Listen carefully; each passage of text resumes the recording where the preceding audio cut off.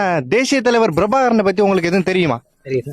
சீமான் மட்டும்தான் எல்லா மேடைகளிலையும் என்னென்ன விஷயத்துக்காக பிரபாகரன் கரெக்டா போராடினாரு. தலைவருங்கிற அந்த சொல்லுக்கே தகுதியான ஒருத்தர்னா அது பிரபாகரனா தான் இருப்பாரு.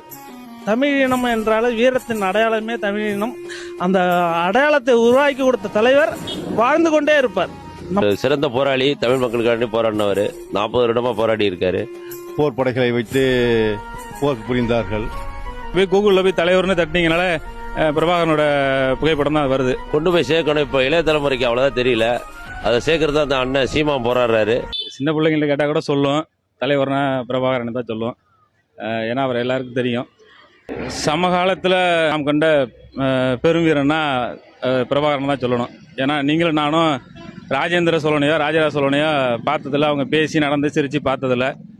தலைவர் பிரபாகரனை தான் நம்ம பார்த்துருக்குறோம். அப்படி பார்க்கும்போது சமகாலத்தில் நாம் கண்ட பெருவீரனா நான் அவரை தான் பார்க்குறேன். இன்னொன்று, தலைவருங்கிற அந்த சொல்லுக்கே தகுதியான ஒருத்தர்னா அது பிரபாகரனாக தான் இருப்பார். இன்னொன்று, அவர் வாழ்ந்த அவர் நடந்த மண்ணிலேருந்து தான் நான் பேசுகிறேன். அந்த வகையில் இந்த மகிழ்ச்சி. இந்த காலகட்டத்தில் நானும் அவர் பிறந்த அந்த காலகட்டத்தில் வாழ்ந்துருக்குங்கிறது நான் ரொம்ப பெருமைப்படுறேன்.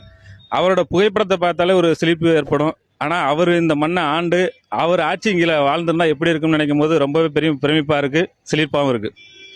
ஆனால் இளைய தலைமுறை பிள்ளைகளுக்கு தேசிய தலைவர் பிரபாகரனை கொண்டு போய் சேர்த்துருக்கதா நினைக்கிறீங்களா, இல்லை கொண்டு போய் சேர்க்கணும்னு நினைக்கிறீங்களா?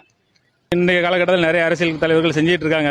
அதில் முக்கியமாக நாம் தமிழ் கட்சியோட சீமான் கூட அதை செஞ்சிட்டு இருக்காரு. நிறைய இடங்கள்ல அவர் மேடைகள் எல்லாம் பிரபாகரன் புகைப்படத்தை தான் வச்சிருக்காரு. அந்த வகையில் அவருக்கு நான் அந்த நேரத்தில் நன்றியை தெரிவிச்சுக்கிறேன். இளைய தலைமுறை பிள்ளைகளுக்கு பெரும்பாலும் எல்லாருக்கும் தெரியுது. நீங்கள் போய் கூகுளில் போய் தலைவர்னு தட்டினீங்கனால பிரபாகரனோட புகைப்படம் தான் வருது. அந்த வகையில் நான் பெருமைப்படுறேன் தமிழனா.